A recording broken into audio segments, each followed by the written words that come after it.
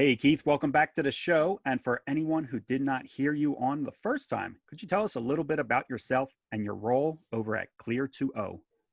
Well, first of all, thanks for having me back again. I appreciate it. We had a good conversation last time, and I look forward to today as well.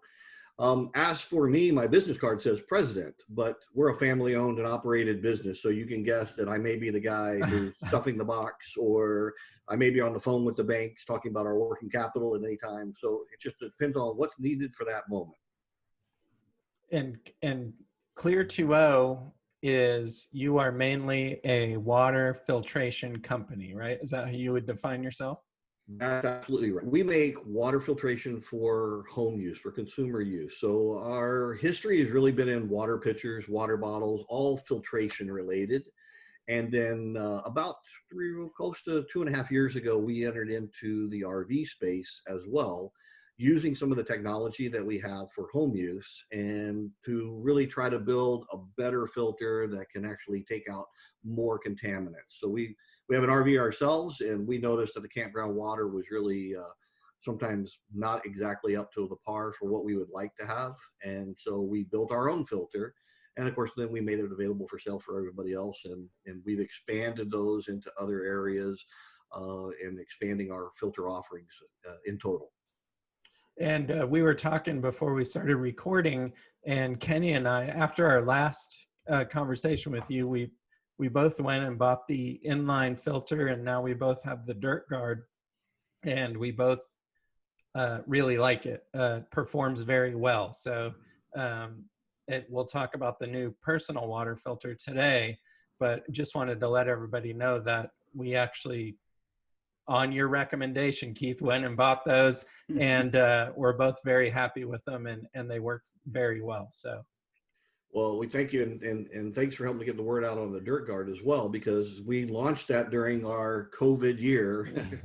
And so, there's a lot of people who still haven't heard about it just simply because they haven't been out on the road yet. Yeah.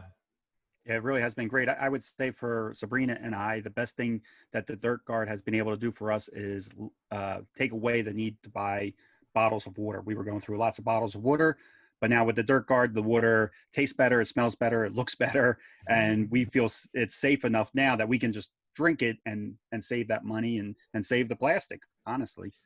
And that's really the objective of us at Clear2O. We really want to bring out the better water and help people to understand that you can actually filter your water to a very high degree overall, and it can be as good or even better than bottled water. You're here today to talk about the new personal water filter. And can you tell us what is a personal water filter, and also how does it differ from other water filters? Sure, absolutely. The new personal water filter from Clear2O is really a device that allows you to take that water with you overall. So, a normal traditional filter is going to be able to use pressure, and it's producing water for multiple uses at your campsite. We go RVing, we see people hiking, we also go hiking ourselves as well, and this allows you to take that water with you. And if you're at a situation where you run out of water and you need to get water locally, then you can actually drink from an open water source. So this is really not intended to be your primary water. We would expect that you would carry a bottle of water or carry that water with you. But if you're in a situation where you've run out of water and you are in a situation where you need to get more water there locally, then you can drink again from that open water source safely. And so we actually also include the canteen as well as the straw itself, or the personal water filter itself, to go along with that. So that's really its intent more than anything else. Keith, when you say open water source, is that a pond, a stream, things like that? All of the above. Okay. Any open water source. We don't recommend brackish or salt water, as you can guess, on all of that. But any open freshwater source that you can find. Obviously, you can say this is getting fresh water if you just need a drink. But if you're in an emergency situation, then any water source, because this product actually protects you down to 0.1 micron. So that is all of the things that are normally going to bother you, cause you some type of gastro distress, et cetera, that you may get from an open water source. This is going to protect you against all of those types of things. So it's going to remove any type of risk for cysts, which are giardia and cryptosporidium. Also, any bacteria that are going to be in that water source as well, it will remove those as well. So those are going to be prevented from getting to you. And it's going to give you a much safer opportunity to be able to drink from that source. Okay. I don't know what either two of those things were, but neither one of them sound like something I want to get. Well, if you've ever heard of Montezuma's Revenge, yes, that's where those come from. So okay. you want to stay away from those where possible. And then if somebody was using it for like stream water, do they need to test that water in any way before they use the personal water filter, or can they just take right from with that? Or can they just use the personal water filter and be good to go? Yeah, most often people are not going to be carrying a water test system with them, Okay. and they may not be at a level of chemistry that they can actually read the test in the first place. So they have to use good common sense on some of these things. And what we recommend is find a flowing water source. That's always going to be better than a still water source. But if you cannot find a flowing water source, and a pond, for example, is the best that you can find, then you need to look for the deepest area that you can get the water, so that you're trying to actually get it from an area that's cooler. The cooler the water is, the less contaminants that it's going to contain from a biological standpoint. So you really want to try to find a deep, a cool, an area that doesn't have, maybe the scum on top, et cetera, et cetera, et cetera, to be able to get yourself where you can drink from some clean water. Now, if all you have is a muddy puddle, this will allow you to drink from a muddy puddle. Wow. So you can still survive based on what this is. Now, will it actually clear up the water as well then? You said if it's a muddy puddle, if they run it through the water, the personal water filter, will the water be clear on the other end? Yes, it will. So it's actually going to remove down to that 0.1 micron. So a human red blood cell is 5 microns. So if you can just guess what 0.1 is, okay. It's teeny tiny. So it's going to take out all those particulates. Everything that's going to color that water, it's going to take out overall. So now it's going to try to become clogged because of that as well, because it's capturing all of that in there. So it is designed to backwash. So you would be able to take it, blow back through it, and clear the filter out. Or if you have some clean water, we recommend, and we've actually designed it so there's actually threads. So you can see here, threads on either end. Okay. So that you can reverse it and place a bottle and then squeeze water back through to backwash the filter. So once you clean it, it's available for use again. So not even a hose, just screw it onto a water bottle, squeeze the water bottle, and push it through. That's exactly right. You can blow through it and get some level of relief from it. And then the second part is to actually take a bottle of water, squeeze a bottle of water through it, and flush it out. And then it's ready for using again. It is a little different, and I should actually also say, because earlier when I held them up, I held up two pieces. And what our difference is at Clear2O, beyond just the first stage filter, is a secondary stage. And the secondary stage is actually a carbon stage. So it actually just goes on the end and screws on, and then makes yourself an entire straw that you can drink from. So even though the first stage is going to remove all of that bad water, the sediments, everything else that's in there, prevents you against any of the microbiologicals, et cetera, that are going to get there. If the water tastes fishy, it's still going to taste fishy unless you use a second stage. And so the second stage is a carbon stage. So now it's going to make that a little bit more pleasant experience. So you're not going to have to drink really bad tasting water. This is going to clean up all the taste, the odor, even some color issues whatsoever are going to be all cleaned up by the secondary stage on all of that. And that's what makes Clear2O a little bit different than some of the other products on the market. Go Sorry, ahead, Sean, Kenny. go ahead. So I was, go ahead, Sean. Go ahead. So when you're using this filter, it's just how hard you can suck the water up through that straw? Well, it's two pieces. One, it's designed so that you can take off the end caps. We include that. So one, if you've used it, it doesn't leak in your backpack, and also to keep the end caps clean. but you can take it down and actually use it as a straw directly into a water source. So just by dipping this into the water and then sucking that water straight through. In addition to that, that's not always optimal if the bank is, say, muddy or it's difficult to get near the water overall.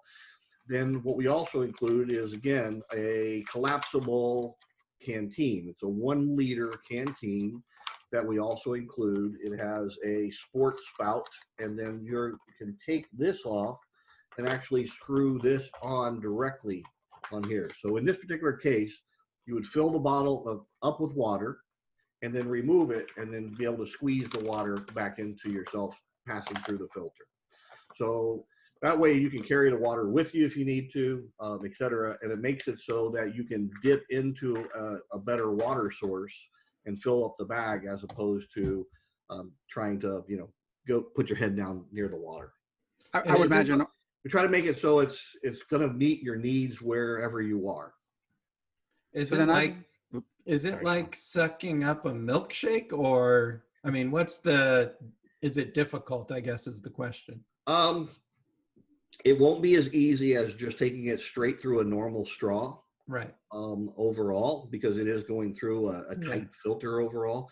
But you'll find that it's relatively easy to get the water through it. In other words, you're not going to have to turn inside out trying to suck the water through overall. You will be able to get a full mouth of water very easily and be able to drink that water. Okay. So I have a question about the pouch, Keith. You fill the pouch with the open source, then screw the personal water filter to it, and then do you squeeze the pouch to get the water? Yeah. Well, so that sounds like it'd be easier to me anyway. That sounds like it'd be easier. Yeah, it gives you that extra level of pressure to come through, and it would then allow you to really squirt the water into your mouth as opposed to having to suck it out of the bag itself.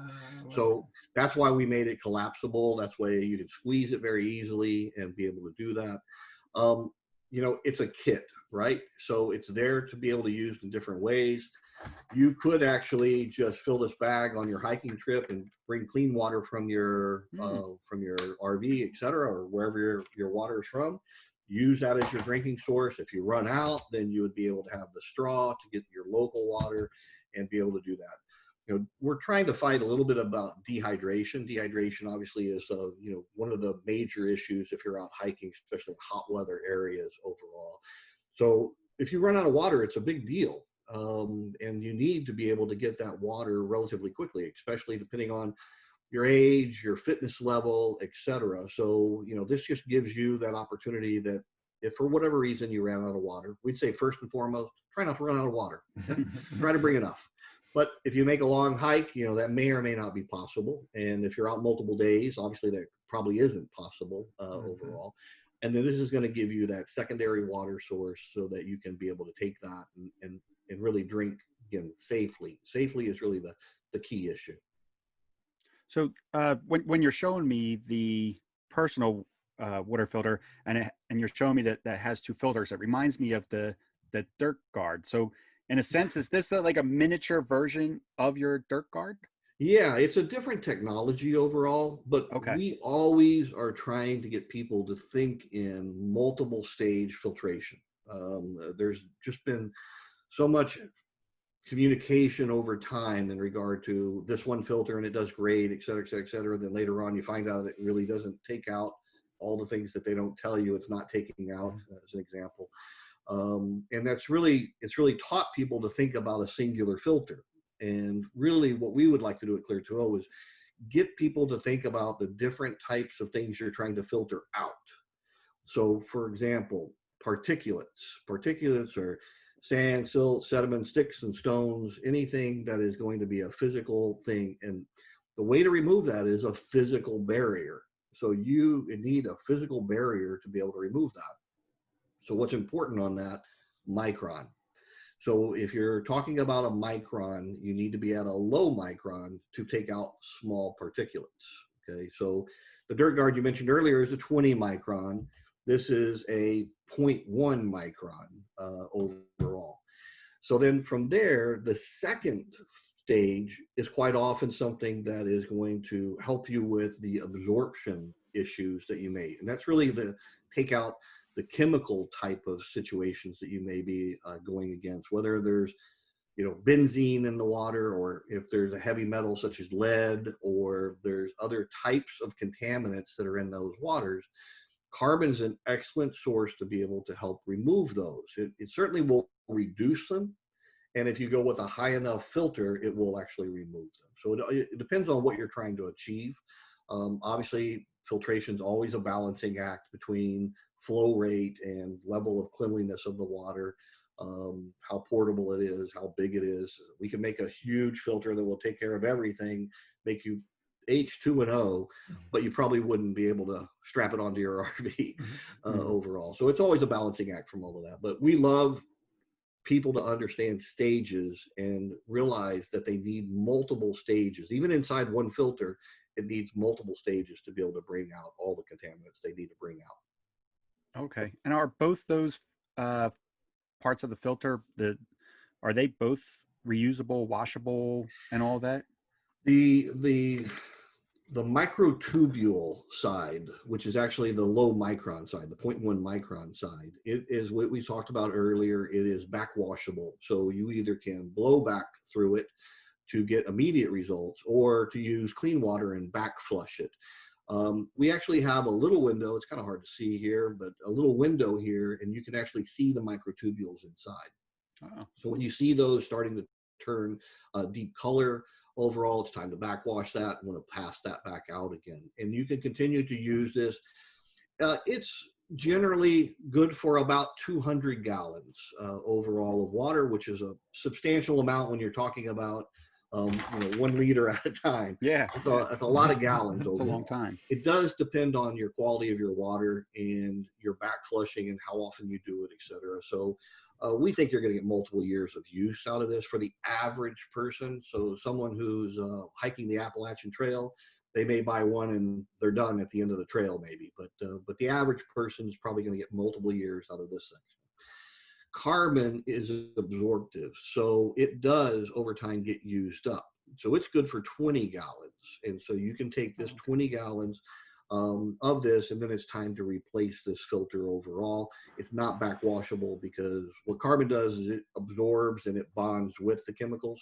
So you're not going to be able to separate those. So that's why you can't back wash this. But we do make a replacement kit. So you can buy a 2-pack of these. They're $16.99 and they're on Amazon, our website, etc. And so you just buy new replacement packs, maybe one each season that you may need, etc. And it's going to give you enough to be able to use this over probably multiple years. Okay. All right. And then you talked about not using it on salt or brackish water. What are the challenges with that? Well, when you talk about, say, sodium ions or salt water overall, they are at a very, very, very, very small level. And so in doing so, you have to go down to the atomic level to be able to get those out. And right now, other than distillation or reverse osmosis, those are really the two I guess, most used technologies, and that's what you see at the water treatment plant level. So it takes for reverse osmosis, it takes a huge amount of pressure to be able to push through a very, very, very tight membrane to be able to remove those salt ions overall. So it's not something that you can usually deal with overall. So you're better to avoid those types of waters. To try to avoid the salt water altogether, of course. Even in the brackish water, if it's for survival, you can use this filter in that situation.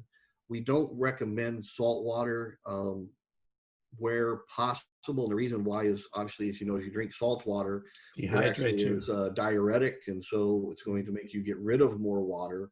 And when you're trying to conserve water, it's fighting you on that. So it increases your opportunity for dehydration. So that's just from a strict hiking rule, best to avoid where possible. And then you also talk about it does filter microplastics. And why should we be concerned about microplastics? Well, You know, at Clear2O, we want you to use filters, and we want to convince you that filters are a better way to go, both for you, the cost, the environment, etc. And water bottles are obviously becoming more and more and more and more prevalent. And even though someone may say, well, I recycle my water bottle, or I always make sure it goes in the trash, I'm not somebody that's going to throw it on the ground. And we say, that's great. We appreciate all of that. But at the same time, that water bottle will disintegrate. And it will take many, many, many, many, many, many years, if not decades, to disintegrate. But it does start to disintegrate. And when it does that, it starts to release some of those plastic fibers that are out there. So when you talk about microplastics can be anywhere from large chunks of plastic down to very, very, very, very tiny, tiny, tiny pieces overall. Obviously, they get into the water table. They come out, they leach out of the garbage areas. They certainly, if there's a water bottle on the ground, it's leaching into the ground, and all of that is entering to the water table and eventually ends up everywhere. So the WHO has found microplastics in water all over the world. So it has really become ubiquitous with all of the water that's out there, and in doing so, it's hard to avoid. Now, at the same time, most microplastics are relatively large particles. So if you're at 1 micron or above, you generally are able to avoid the majority of microplastics. So the ones that are going to pass through, hopefully those don't have any kind of impact for you. But you certainly want to try to get microplastics out and not put them into your glass whatsoever.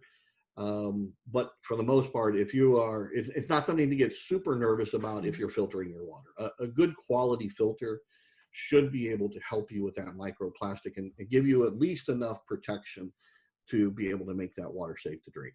Mm-hmm. Interesting. And then Keith, could you talk a little bit about the development of the personal water filter? Like how much time goes into, from the time you have the idea, okay, we want to make a personal water filter, to the time that it's ready for sale? How long about does that take? Yeah, for us, I would say generally it's a 2-year cycle. Now, I will tell you, we're working on one product that we finally got over the hump. We've had so many trials at it that we finally were able to achieve the right formulation we were looking for. And we've been working on it for 4 years. So it sometimes does take much longer overall. But this particular product, we had the interest in entering into the camping side of the market. We have another product as well that we'll be launching next year that will be in camping related as well. And that path was probably a 2-year cycle, really, with by the time that we started physically touching products and prototypes and things that we wanted to move forward was probably 1.5 years before we actually got the production done and got it over here and ready to go into the marketplace overall. And that's about average. We have to kind of think a couple years out to be able to go through that entire process of the development. And of course, once we develop a prototype, then we have testing on that. If the testing is positive and we get the results we're looking for, then it can happen relatively quickly after that. If the testing is not, which is usually the case, is that what we have to do is look for where our issues are, reformulate, redress this, improve the product, and then try again. And every product goes through a couple of trials generally before it's deemed ready to go ahead and let's start designing plastic for it so that we can, make a physical product out of that. So we start with the technology, and we always then look for the application of the technology or the improvement of the technology in the application that we want to use it for.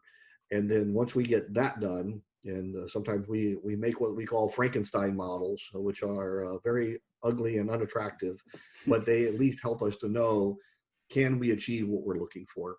And then we go through the rest of the process after that.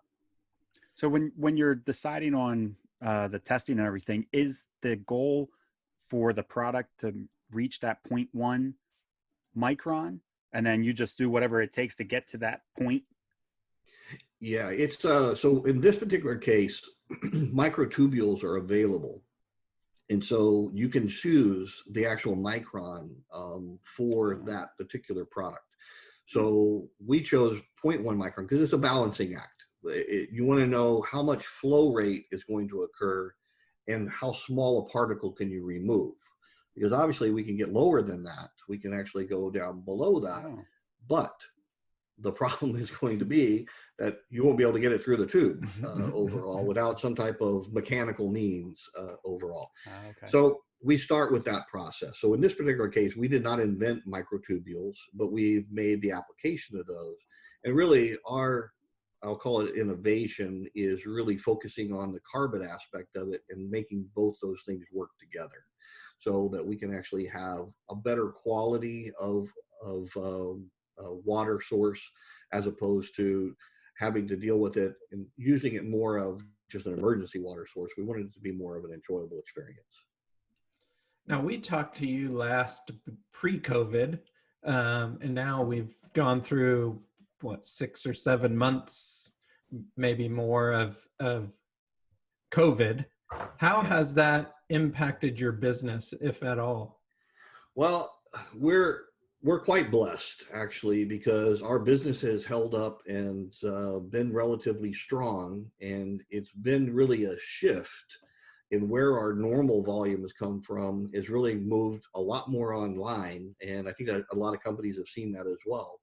So what we've been able to do is kind of change a number of things so that we can be able to service those customers a little bit faster than we maybe did before. We've worked with our warehouse, and we worked internally as well to be able to kind of create some processes so that we can actually do some of those things and get them to those people quickly overall. So we saw maybe a dramatic change overall, but it's somewhat balanced out between the two, and we've been able to stay ahead of the market for us. We did launch our Dirt Guard, and that was a bit nerve-wracking for ourselves because we didn't know if people would show up to buy it. And, you put a number of years of development and a lot of money into the development of that, and we certainly wanted people to become aware of it. And we've been very lucky that overall people have discovered it through word of mouth, certainly through a lot of discussions that have gone on as well. And we're still selling Dirt Guards very well right now, even though the season is starting to come slowing down now. Our Dirt Guard business is not. It's still continuing to go strong. And do you think the changes you put in place because of COVID will be permanent changes for you? Like, do you think the business is going to permanently shift the way it has now? Yeah, absolutely. If anything, I hope some of the old business comes back, because that always is helpful as well. But at the same time, some of the things that we've put in place is really to communicate more directly with our customers. We're a small business overall, and we live on the successes of our customers. And when they are successful, we're successful. So we really have spent more time. We've added blogging into our website so that we can share more tips and information. We feel like that market, and you guys probably know better than us, but we're sensing that the market is starved for information. They want to know more about what they can do, and just going to the store shelf is not good enough to be able to help them to understand what do they specifically need to do for their RV or rig to be able to bring that out, because there's lots of different solutions overall. So we get lots more questions now, way more than before. I guess everybody's home, so they're emailing us, and we try to respond to all of those and give advice. We'd love to sell them the product, but we also want to give them advice as what is the best way to be able to try to achieve the water that they're trying to achieve. And then I got one more related question, and that is, I first saw your product at the Tampa RV Super Show last year. And like shortly after that is when all of the RV trade shows sort of stopped or maybe went virtual. Kenny and I have been to a couple of virtual shows lately. Do you think the trade show, or the lack of the trade shows, has had a negative impact on your sales, or do you think people just shifted?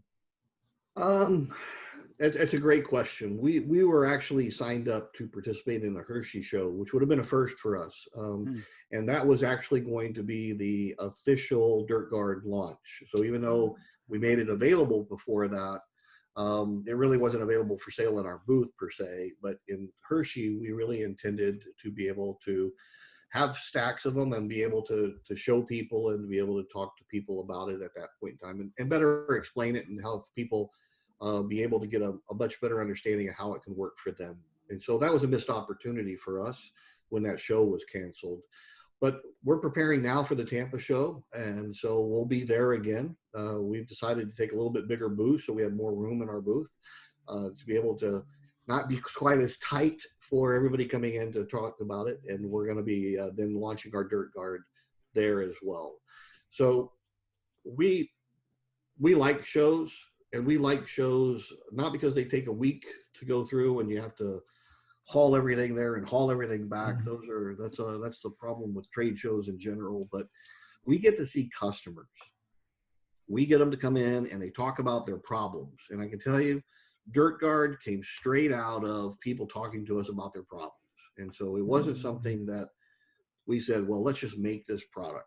You know, we had tremendous amount of people talking about clogging issues, tremendous amount of people sending us their filter back and even competitive filters that we asked for so that we could tear them apart, look at them and find out why are these things clogging. What we found consistently is sediment. So we found sediment, silt, sand, whatever it may be, all different sizes overall, but filter clogging particulates. And we always call sediment the filter killer because it really is. It really will, over time, if it's a good enough filter, it'll block all that. When it blocks that, it's going to restrict your flow. So this is what said is, well, how do we protect against that? And why don't canister systems have that problem? And the reason why is canisters use a pre-filter. So then the question came in is, so how do we have a pre-filter that can be used inline? And then that was the birth of the Dirt Guard overall, is to be able to make that product so that it fit. We tried to make it so it's easy to store. We tried to make it so it's compact and also replaceable, because now it's more really environmentally friendly because you're only replacing the filter now. You're no longer having to replace the entire housing. So that was another thing that we wanted to incorporate into that type of product. Yeah, you're right about people, I think, starving for information. I don't know if there's any other group of people. There probably is, I'm sure, but RVers in general seem to be very interested in researching something before they buy it. I feel like RVers research things to death before they'll actually go out and make a purchase. So I think you're right. You know, when you're talking about the shows and stuff, that people can talk to you directly and get their questions answered and reassured, maybe in a sense. But yeah, there's so much information on YouTube about RVing and camping and all that. So yeah, you're right. I think RVers are very research dependent. Well, one of the things that we came out of last year's show, or I guess this year's show overall, is that need for more information. So we've tried to put a lot more videos out, a lot more explanation, a lot more answering questions and FAQ kind of things to help people to get their answers that they're looking for. Because everybody's different. Everybody camps differently. Everybody goes to different campsites that have different quality levels of water. So you can't say this is a one size fits all for everyone and it work. But generally a different combination of things can better work for one person versus somebody else. So we just want to help them find that combination. Now, is the personal water filter available now? It is. It's available on our website, which is clear2o.com. It's also available on Amazon, and it's also available on walmart.com. So we presented it to a few more, and you're going to probably see it at other online retailers over time as well. Yeah, and the thing I like about your personal water filter versus other sort of carry along water filters I've seen is that it seems more compact than some of the other ones. Some of the other ones are like the size of a big water, like a thermos. Yeah, that's the right word. And so this seems like something, even if you're not anticipating having to use it, it's easy to just throw in your backpack when you're going on a hike just for emergencies. Exactly. And that's one of the things that we wanted to keep it somewhat compact in size, because we really want you to have it available and it finds space in your backpack. If you don't use it, great. That means you had enough water the entire time and it wasn't necessary. But if you need to use it, it's there for you, and you would be able to use it and have confidence in using it. Yeah, it's kind of like a compact first aid kit. You never want to actually use it, Exactly but right. you want to have it with you just in case. That's exactly right. I have an off-topic question for you, Keith. Okay. So I'm curious, is this a market that you guys have ever thought about? Speaking about the personal water filter, and it's more for the adventurous type, I would imagine, and the hikers and everybody like that. I've noticed that some people have this personal shower system that they use a foot pump and they can take a shower. And I've never heard anybody ever talk about these showers filtering the water to make sure that the water is clean that they're showering with. Is that something that you guys would look into and say, hey, you could fill up your portable shower with stream water and it'll filter the water so that the water is actually, especially times now that Sean was saying with COVID, and keeping clean is a big deal. Have you guys ever thought about a personal washing showering system? Yeah, well, I'll give you two answers to that. Okay. The answer is that we have what we call a product road. Okay, so this is a really document that we produce that is ideas. Okay, it's ideas and opportunities more so than real products. But we keep that and we keep adding things to that. And eventually, if we see enough people talking about those, then they sometimes become real products overall. But there are problems that we've identified or someone has talked to us about as well. And it finds a home there on our product road so that we can keep looking at it and decide. So we have looked at some things that would be able to give you better filtration, and I don't know how to describe it, but in a similar situation. Okay, we've looked at some boondocking kind of filtration Okay. that may be more helpful for people who are boondocking, because the majority of things that we've actually produced so far are really for campsite where you have a water pressure. So we do have an interest in helping people who are off the grid and who are looking at things that maybe how they're dealing with their water overall. And that could be larger versions of what we just talked about, or other things, other types of filtration systems to be able to help with the problems that you're describing as well. Okay. So we love new ideas. It's what makes the job fun more than anything else. So especially if we solve a problem that somebody comes up to us and said, hey, you know what? You finally did it for me. I have better water because, whatever it may be, we always love that. It keeps us going. I'm not trying to add more to your plate. It's just that, I love this. It's great.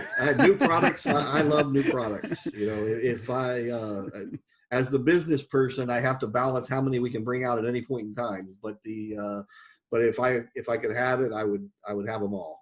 Okay. It's just that I'm so impressed with this dirt guard, and I'm just thinking, who better to come up with a product for these other people that, like you're mentioning, the boondocks or stuff like that are looking for clean water for cleaning themselves. And absolutely. Well, it comes again from the technology. And I mentioned earlier that we had a technology that we've been working on for a number of years. We're finally getting to the point where we're really thrilled where we are on that. And we expect that new technology to take us into places that we couldn't get before. And, or I shouldn't say we could get there, but not maybe cost effectively, or maybe it was not working the way we would like it to work. So there's new technology. We expect to open some of those doors. Okay. And how are you handling, it seems like even since last time we talked to you, your company has grown. How are you handling that growth, and what have been some of the challenges? Well, it's a great question. We've been, as I said earlier, blessed through everything. We've actually been making some moves internally to be able to help us to be able to handle things a little bit better. We've been a manual, family-owned business. We do everything basically by hand overall. But in the last numbers of months, we've actually now incorporated going more electronic on a number of things. So for example, now our accounting is done in the cloud. So that's helped us, and that's allowed us to be able to actually now connect to other things that are available to us. So it's opened some doors up on that. We're in the process right now of moving to EDI with some of our customers, and that's going to help out a lot, because they demand that you create labels, they demand that you give them the packing list, the bill of ladings, etc. And that's very time consuming to manually produce all of that.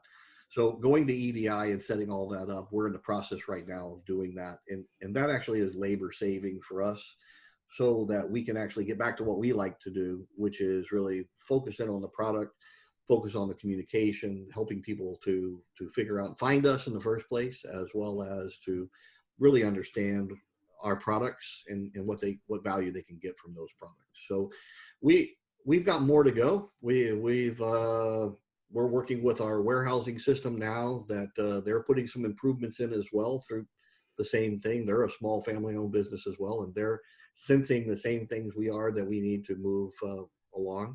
So I feel like this is what's going to be the best thing for us for right now, and it positions us to take on a lot more volume a lot quicker if we were to be able to grow in the way that I hope we grow.